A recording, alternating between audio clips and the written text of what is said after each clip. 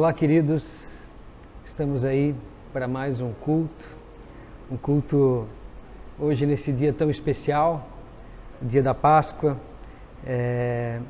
e por isso inicialmente eu quero saudá-los com a palavra de Romanos, capítulo 6, versículo 9, que é o lema para a nossa semana, que diz: pois sabemos que, tendo sido ressuscitado dos mortos, Cristo não pode morrer outra vez. A morte não tem mais domínio sobre ele. Esta palavra eu quero acolher a cada um de vocês, mesmo que num formato diferente, como nós estamos tendo aí nos últimos cultos, mas cada um na sua casa, cada um com a sua família. Esta palavra nos traz a alegria de saber que hoje, de uma forma muito especial, nós comemoramos a Páscoa. E nós estamos reunidos neste culto em nome do nosso Deus Todo-Poderoso, esse Deus que é Pai, que é Filho e que é Espírito Santo. Amém.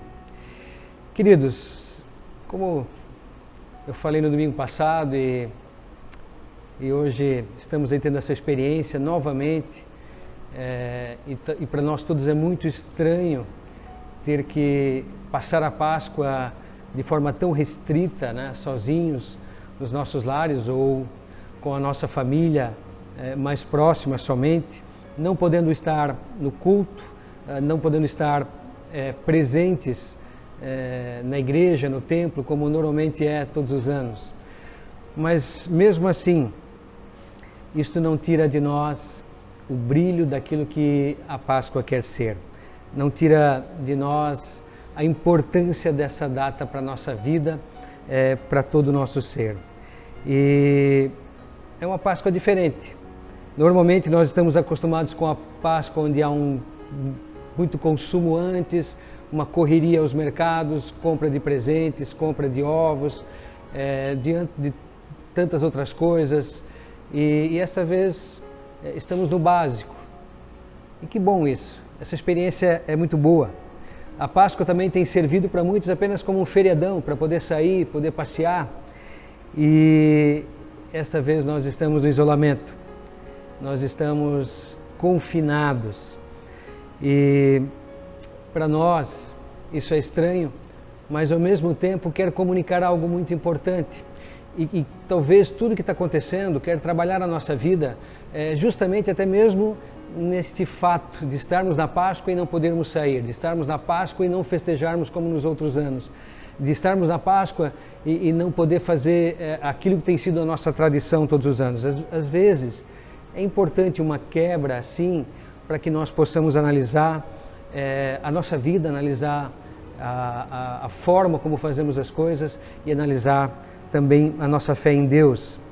E o que importa, queridos, é que a Páscoa aconteceu e ela quer estar mais viva ainda em nosso ser. Por isso, nenhum evento e ninguém pode tirar o significado da cruz e da ressurreição de Cristo na nossa vida. Nenhum evento deve atrapalhar este que é o fato primordial, fundamental, que é o ponto alto da fé cristã. E se nós olharmos para a Bíblia, curiosamente, os discípulos, no dia da Páscoa, no dia da ressurreição de Cristo, eles estavam isolados, estavam confinados. Nós podemos ver os relatos bíblicos que eles estavam recolhidos. E isso diz algo para nós. E nós queremos, como palavra para hoje, olhar o texto de Marcos, capítulo 16, os versículos 1 a 15, que diz: quando terminou o sábado, Maria Madalena, Salomé e Maria, mãe de Tiago, compraram especiarias aromáticas para ungir o corpo de Jesus. No primeiro dia da semana, bem cedo, ao nascer do sol, elas se dirigiram ao sepulcro, perguntando umas às outras: quem removerá para nós a pedra da entrada do sepulcro? Mas quando foram verificar, viram que a pedra, que era muito grande, havia sido removida. Entrando no sepulcro, viram um jovem vestido de roupas brancas, assentado à direita, e ficaram amedrontadas. Não tenham medo, disse ele. Vocês estão procurando Jesus, o Nazareno, que foi crucificado. Ele ressuscitou, não está aqui. Vejam o lugar onde haviam posto. Vão e digam aos discípulos dele e a Pedro: ele está indo adiante de vocês para a Galileia. Lá vocês o verão como ele lhes disse. Tremendo e assustadas, as mulheres saíram e fugiram do sepulcro. Não disseram nada a ninguém, porque estavam amedrontadas. Quando Jesus ressuscitou, na madrugada do primeiro dia da semana, apareceu primeiramente a Maria Madalena, de quem havia expulsado os 7 demônios. Ela foi e contou aos que com ele tinham estado. Eles estavam lamentando e chorando. Quando ouviram que Jesus estava vivo e fora visto por ela, não creram. Depois Jesus apareceu noutra forma a 2 deles, estando eles a caminho do campo. Eles voltaram e relataram isso aos outros, mas também nestes eles não creram. Mais tarde, Jesus apareceu aos 11, enquanto eles comiam. Censurou-lhes a incredulidade e a dureza de coração. Por que não acreditaram nos que o tinham visto depois de ressurreto?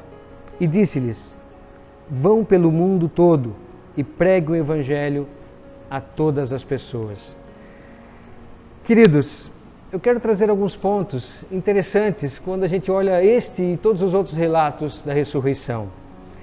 A primeira é este fato: assim como nós estamos recolhidos nos nossos lares, porque não podemos ou não devemos estar na rua e não devemos estar com outras pessoas, os discípulos estavam recolhidos em uma casa, estavam juntos.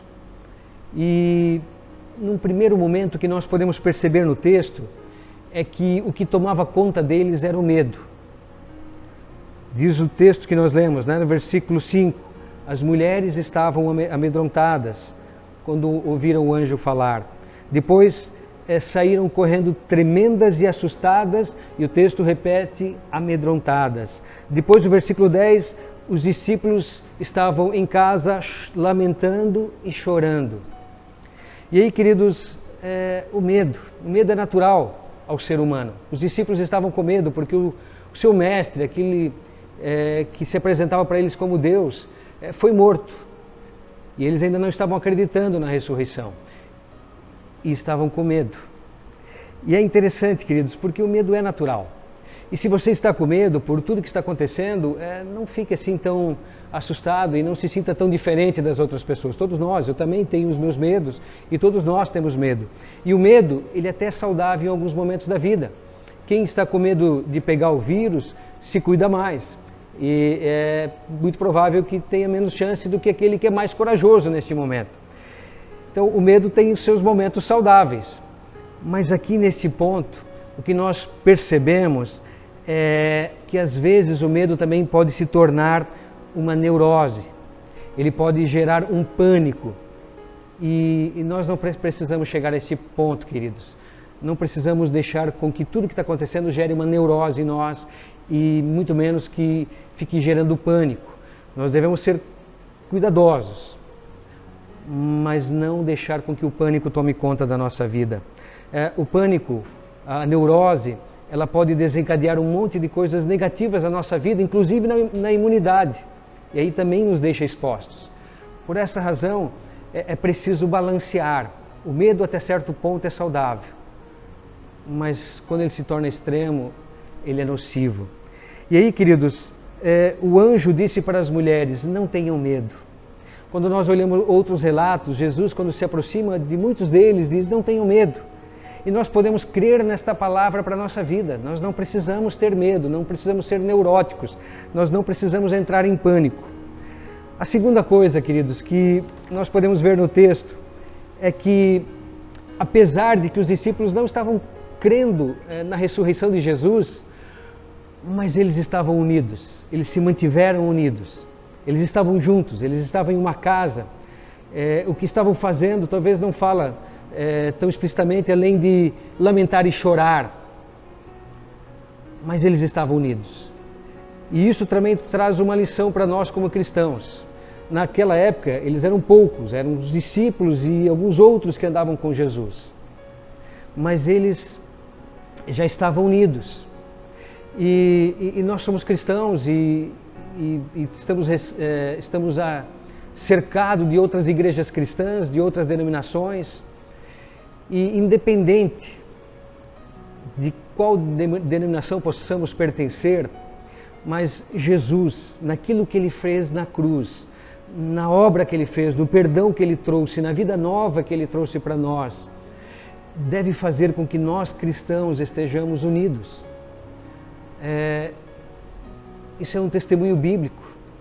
Jesus disse no final do relato que eu li: vão e pregue o Evangelho ao mundo.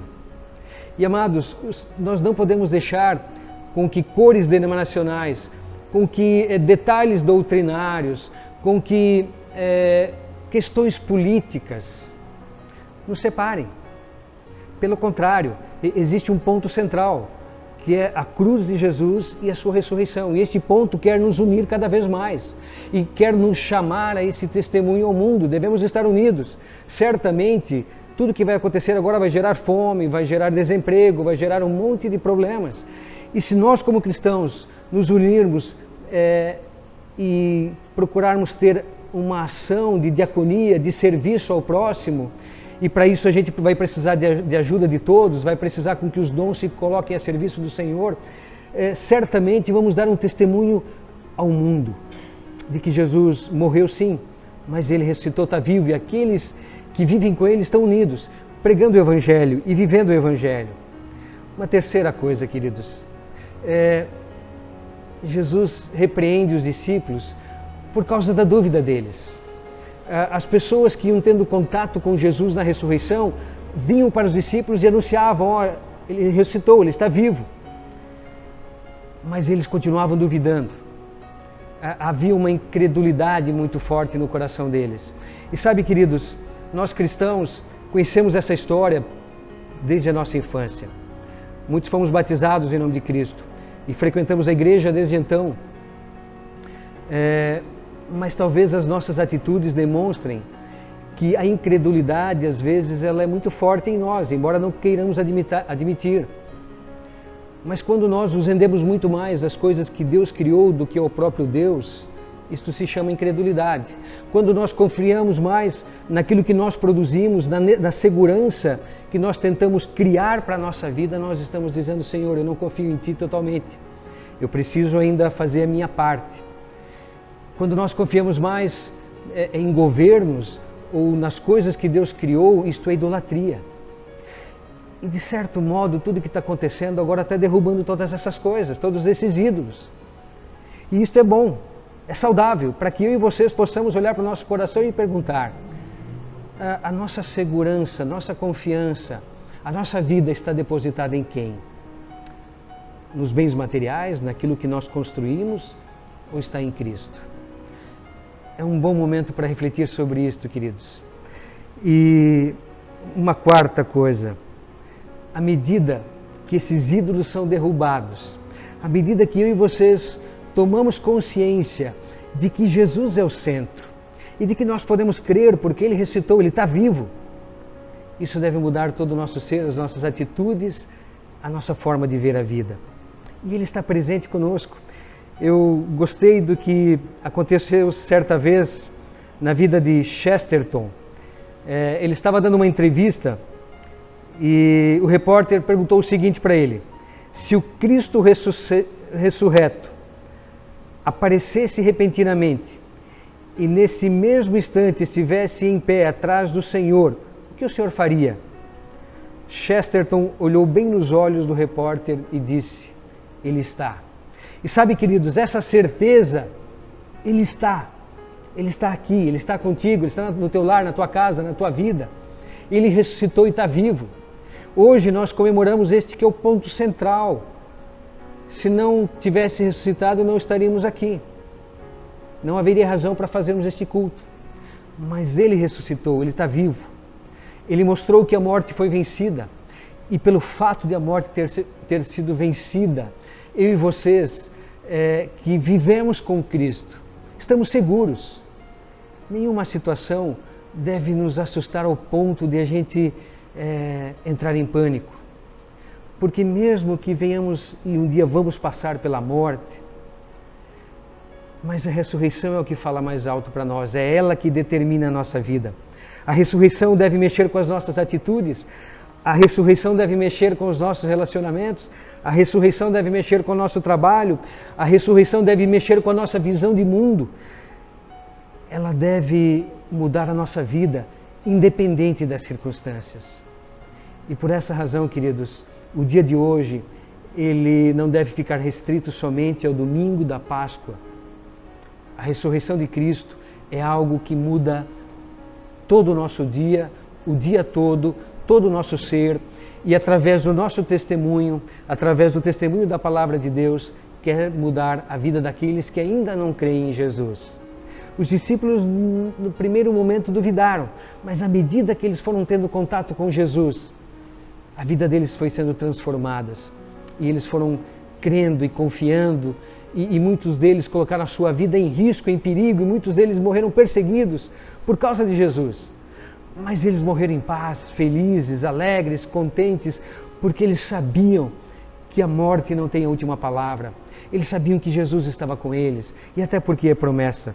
Jesus disse lá em Mateus 28:20, e eis que estou com vocês todos os dias até a consumação dos séculos. Amados, esta é a palavra para mim e para ti. Jesus está.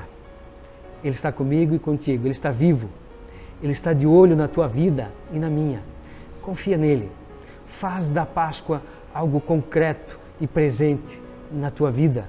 Esse é o convite para mim e para ti. E que assim seja. Em nome de Cristo. Amém. Nós queremos ter uma palavra de oração. Vamos pensar nesse Deus maravilhoso e vamos falar com Ele. Deus querido, obrigado, porque Tu estás conosco em todo o tempo todo. Obrigado, Deus, porque Tu perdoa os nossos pecados e na cruz Jesus morreu para que eu e cada pessoa que está ouvindo esta palavra possa ter a certeza de que foi perdoado, que teve os seus pecados carregados na cruz, e não só os pecados, mas tudo que pesa sobre a sua vida. Obrigado, Deus, porque sabendo que Jesus nos perdoou, e mais ainda, de que Ele nos salvou e ressuscitou e está vivo, e Ele quer que nós vivamos e tenhamos essa vida em abundância, esta vida sem fim. Ainda estamos expostos a perigo, sim, ainda o medo às vezes vai vir à nossa vida e não precisamos ter receio de assumir que estamos com medo, mas não podemos deixar o medo tomar conta, e sim a fé. Quando o medo vier, é um sinal de que precisamos e podemos confiar mais ainda em Ti e entregarmos nossas vidas aos Teus cuidados, porque Tu estás presente e queres abençoar a minha vida, a vida de quem está acompanhando este culto, a vida de seus familiares, e quer alcançar outras vidas. Que isso, ó Deus, determine todo o nosso ser, todo o nosso projeto de vida. Que nos rendamos a Ti todos os dias, o dia todo, sempre. É o que nós pedimos, em nome de Jesus. Amém. Queridos, antes de dar a bênção final, eu quero também lembrar que nós, como comunidade, colocamos à disposição uma ordem litúrgica para que vocês em família possam celebrar a ceia do Senhor, e nós convidamos para que, com a liberdade que Deus nos dá e por Sua palavra, possamos então fazer esse momento de ceia. Eu quero encerrar com a bênção do Senhor. O Senhor te abençoe e te guarde. O Senhor faça o seu rosto resplandecer sobre ti e tenha misericórdia de ti. O Senhor sobre ti levante o seu rosto e te dê a sua paz. Fica na paz daquele que é o nosso Senhor e Salvador Jesus Cristo. Amém.